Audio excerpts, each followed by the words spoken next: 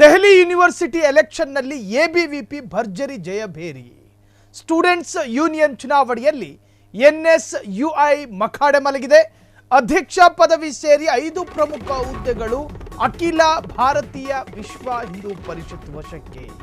ABVP ಅಖಿಲ ಭಾರತೀಯ ವಿದ್ಯಾರ್ಥಿ ಪರಿಷತ್ ವಶಕ್ಕೆ. ಸ್ಟೂಡೆಂಟ್ಸ್ ಯೂನಿಯನ್ ಚುನಾವಣೆಯಲ್ಲಿ ಎನ್ಎಸ್ಯುಐ ಮಖಾಡೆ. ಅಧ್ಯಕ್ಷ ಪದವಿ ಸೇರಿ 5 ಪ್ರಮುಖ ಹುದ್ದೆಗಳು ಎಬಿವಿಪಿ ಸಂಘ ಪರಿವಾರದ ಅಂಗಸಂಸ್ಥೆಗೆ ಹೋಗಿದೆ. 28,841 ಮತ ಪಡೆದು ಅಧ್ಯಕ್ಷ ಗಾದಿಗೇರಿದ ಎಬಿವಿಪಿಯ ಮುಖಂಡ ಉಪಾಧ್ಯಕ್ಷ ಗಾದಿಯು ಎಬಿವಿಪಿ ಪಾಲು ಗೋವಿಂದ್ ತನ್ವರ್ ಜಯಭೇರಿ. ಜಂಟಿ ಕಾರ್ಯದರ್ಶಿ ಸ್ಥಾನಕ್ಕೆ ಸ್ಪರ್ಧೆ ಮಾಡಿದ್ದ ದೀಪಿಕಾ ಜಾಗೆ 21.825 ಮತ. ದೆಹಲಿ ಯೂನಿವರ್ಸಿಟಿಯಲ್ಲಿ ಕೇಸರಿ ಕಲರವ. ಮುಗಿಲು ಮುಟ್ಟಿದ ಸಂಘ ಪರಿವಾರದ ಸಂಭ್ರಮ. ಅಮಿತ್ ಶಾ ಸೇರಿ ಅನೇಕರು ಅಭಿನಂದನೆಯನ್ನು ಸಲ್ಲಿಸಿದ್ದಾರೆ. ಒಂದು ಉಪಾಧ್ಯಕ್ಷ ಸ್ಥಾನ ಗೆಲ್ಲುವಲ್ಲಿ ಮಾತ್ರ ಎನ್ಎಸ್ಯುಐ ಸಫಲ. ಕಳೆದ ವರ್ಷ ಡಿಯುಎಸ್ಯು ಅಧ್ಯಕ್ಷ ಮತ್ತು ಜಂಟಿ ಕಾರ್ಯದರ್ಶಿ ಸ್ಥಾನ ಗೆದ್ದಿದ್ದ NSUI Delhi university election ABVP ತನ್ನ ಕಬಂದ ಬಾಹುವನ್ನು ದೇಶದ ರಾಜಧಾನಿ ದೆಹಲಿಯಲ್ಲಿ ಆರ್ಯನ್ ಮಾನ್ ಪ್ರೆಸಿಡೆಂಟು ಎಬಿವಿಪಿ ಅಖಿಲ ಭಾರತೀಯ ವಿದ್ಯಾರ್ಥಿ ಪರಿಷತ್ತು ಸಂಘ ಪರಿವಾರದ ವಿದ್ಯಾರ್ಥಿ ವಿಂಗದು ಅಧ್ಯಕ್ಷ ಪದವಿ ಸೇರಿ 5 ಪ್ರಮುಖ ಗಾದಿಗೆ ಎಬಿವಿಪಿ ಸೇರ್ಪಡೆಗೊಂಡಿದೆ. ಸೊ ಭಾರತದ ರಾಜಧಾನಿ ದೆಹಲಿ ಯೂನಿವರ್ಸಿಟಿಯಲ್ಲಿ ಈಗ ಎಬಿವಿಪಿ ಅಧಿಕಾರ, ಅವರದ್ದೇ ಪಾರುಪತ್ಯ. ಭರ್ಜರಿ ಜಯ, ಸಂಭ್ರಮ ಮುಗಿಲು ಮುಟ್ಟಿದೆ. ಸಂಘ ಪರಿವಾರಕ್ಕೂ ಆನಂದ, ಎಬಿವಿಪಿಗೂ ಆನಂದ.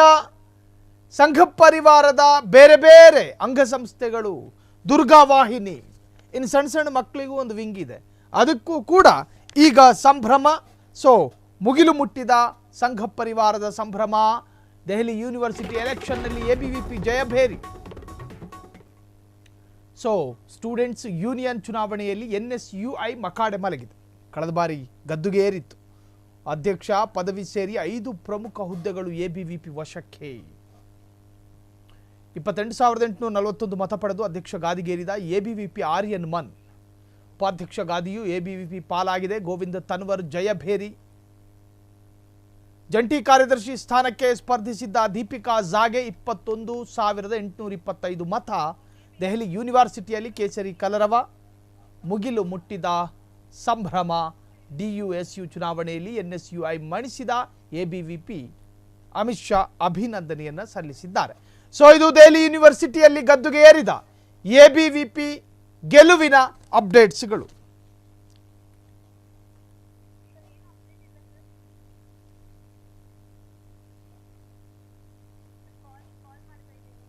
ಸೊ ಸ್ಟೂಡೆಂಟ್ಸ್ ಯೂನಿಯನ್ ಚುನಾವಣೆಯಲ್ಲಿ ಎನ್ಎಸ್ಯುಐ ಮಖಾಡೆ ಮಲಗಿದೆ. ಅಧ್ಯಕ್ಷ ಪದವಿ ಸೇರಿ 5 ಪ್ರಮುಖ ಹುದ್ದೆಗಳು ಎಬಿವಿಪಿ ವಶ ಆಗಿದೆ. 28,841 ಮತ ಪಡೆದು ಅಧ್ಯಕ್ಷ ಗಾದಿಗೇರಿದ ಎಬಿವಿಪಿ ಆರ್ಯನ್ ಮನ್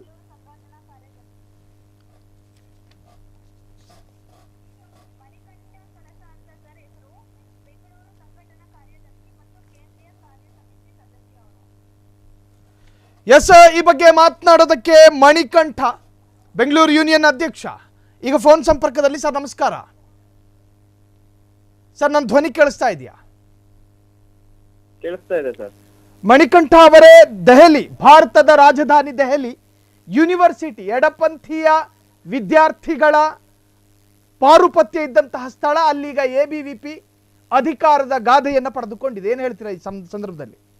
ಬಹಳ ಒಂದು ಹೆಮ್ಮೆಯ ಸಂಗತಿ. ದೇಶದ ರಾಜಧಾನಿಯಂತಹ ಜಾಗದಲ್ಲಿ ಒಂದು ವಿಶ್ವದ ಅತಿ ದೊಡ್ಡ ವಿದ್ಯಾರ್ಥಿ ಸಂಘಟನೆ ಮತ್ತು ಇಡೀ ಸಮುದಾಯಕ್ಕೆ ಆದರ್ಶವಾಗಬಹುದಂತ ವಿದ್ಯಾರ್ಥಿ ಸಂಘಟನೆ ಇವತ್ತು ದೆಹಲಿಯ ವಿಶ್ವವಿದ್ಯಾನಿಲಯದಲ್ಲಿ ಒಂದು ಸರ್ವಾನುಮತದಿಂದ ಇವತ್ತು ನಮ್ಮ ಏನು ಅಧ್ಯಕ್ಷರಾಗಿರ್ಬೋದು ಇವರು ಜಯವನ್ನ ಗಳಿಸಿದ್ದಾರೆ. ಇದು ಇಡೀ ವಿದ್ಯಾರ್ಥಿ ಪರಿಷತ್ತಿಗೆ ಹೆಮ್ಮೆ. ನಾವು ದೆಹಲಿ ವಿಶ್ವವಿದ್ಯಾನಿಲಯದ ಎಲ್ಲ ವಿದ್ಯಾರ್ಥಿಗಳಿಗೆ, ಇಡೀ ದೇಶದ ವಿದ್ಯಾರ್ಥಿ ಸಮುದಾಯ ಧನ್ಯವಾದವನ್ನ ತಿಳಿಸೋದಕ್ಕೆ ಬಯಸ್ತೇವೆ. ಇನ್ನು ಆ ಯೂನಿವರ್ಸಿಟಿಯಲ್ಲಿ ಹೋರಾಟ, ಪ್ರತಿಭಟನೆಯ ಕಿಚ್ಚು ಪ್ರತಿಯೊಬ್ಬ ವಿದ್ಯಾರ್ಥಿಯ ಮನಸ್ಸಿಗೂ ಕೂಡ ಎಬಿವಿಪಿ ಹಚ್ಚಲಿದೆ. ಏನ್ ಸರ್? ಖಂಡಿತವಾಗ್ಲೂ ವಿದ್ಯಾರ್ಥಿ ಪರಿಷತ್ ಯಾವತ್ತು ಅಧಿಕಾರ ಸಿಕ್ಕಿದಾಗ ಅಥವಾ ಈ ತರದ ಚುನಾಯಿತರಾಗಿ ಬಂದಾಗ ಮಾತ್ರ ಕೆಲಸ ಮಾಡೋದಲ್ಲ.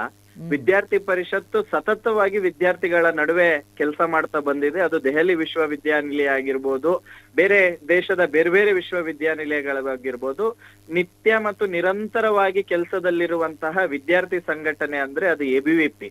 ವಿದ್ಯಾರ್ಥಿಗಳಿಗೆ ಸಮಸ್ಯೆ ಆಯ್ತು ಅಂತ ಹೇಳಿದ್ರೆ ನಮ್ ಜೊತೆ ಯಾರಾದ್ರೂ ನಿಲ್ತಾರೆ ಅಂತ ಹೇಳಿದ್ರೆ ಅದು ಪ್ರತಿಯೊಬ್ಬ ವಿದ್ಯಾರ್ಥಿಗಳಿಗೂ ಎಬಿವಿಪಿ ಅನ್ನೋದು ನೆನಪಿಗೆ ಬರುವಂತಹ ಸಂಘಟನೆ ಆಗಿದೆ. ಮತ್ತೆ ಕೇವಲ ನಾವು ಚುನಾವಣೆಗೆ ಸೀಮಿತ ಆದ ಸಂಘಟನೆ ಎಬಿವಿಪಿ ಆಗಿಲ್ಲ.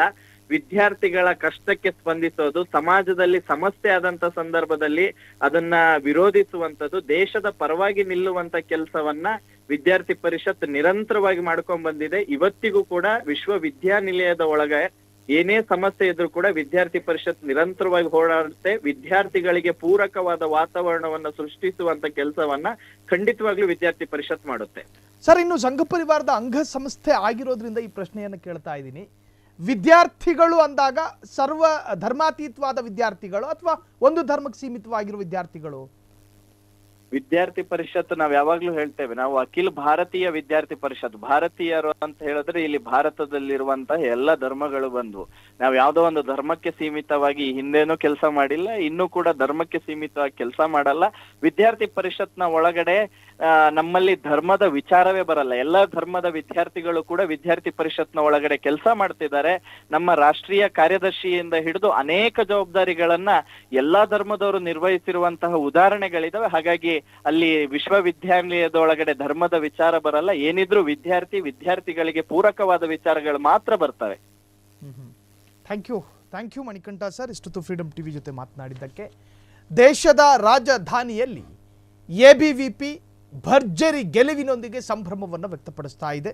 ಸೊ ಇನ್ನು ಮುಂದೆ ವಿದ್ಯಾರ್ಥಿಗಳ ಮನಸ್ಸಿನಲ್ಲಿ ವಿದ್ಯಾರ್ಥಿಗಳ ಯಾವುದೇ ಸಮಸ್ಯೆ ಇರಲಿ, ಎಬಿವಿಪಿ ಮುಂದೆನಂತೂ ಹೋರಾಟ ಚಳುವಳಿಯಲ್ಲಿ ನಿತ್ಯ ನಿರಂತರವಾಗಿ ಭಾಗಿಯಾಗುತ್ತೆ ಅಂತ ಹೇಳಿ ಮಣಿಕಂಠ ಅವರು ಸಂಭ್ರಮವನ್ನು ವ್ಯಕ್ತಪಡಿಸ್ತಾ ಇದ್ರು. ಕ್ಷಣ ಕ್ಷಣದ ಸುದ್ದಿಗಳಿಗಾಗಿ ಫ್ರೀಡಮ್ ಟಿವಿ ಸಬ್ಸ್ಕ್ರೈಬ್ ಮಾಡಿ, ಲೈಕ್ ಮಾಡಿ ಹಾಗೂ ಫಾಲೋ ಮಾಡಿ. ಹೊಸ ಸುದ್ದಿಗಳ ನೋಟಿಫಿಕೇಶನ್ಗಾಗಿ ಬೆಲ್ ಐಕಾನ್ ಮೇಲೆ ಕ್ಲಿಕ್ ಮಾಡಿ.